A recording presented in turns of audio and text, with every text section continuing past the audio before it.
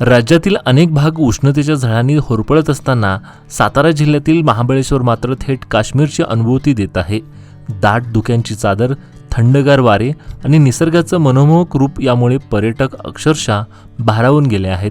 महाबळेश्वरमधील डोंगरदऱ्या, vena लेक आणि मुख्य बाजारपेठ दाट धुक्यात हरून गेल्याचं चित्र पाहायला मिळत आहे.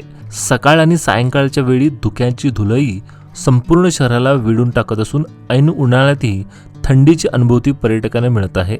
राज्यात तापमानाचा पारा चढत असताना महाबळेश्वरमध्ये मात्र वातावरणाने अचानक कात टाकली आहे. निसर्गाच्या या अनोख्या आविष्काराचा आनंद घेण्यासाठी पर्यटक मोठ्या संख्येने दाखल होत असून वेना लेक परिसरात नौकाविहाराचा आनंद घेताना आणि धुक्यात हरवलेल्या निसर्ग सौंदर्याचे छायाचित्र टिपताना पर्यटक दिसून येत आहेत. मिनी काश्मीर म्हणून ओळखल्या जाणाऱ्या महाबळेश्वरने पुन्हा एकदा आपल्या मोहक रूपाने पर्यटकांना भुरळ घातली असून धुक्यांच्या या नयनरम्य वातावरणाची सध्या सर्वत्र चर्चा सुरू आहे.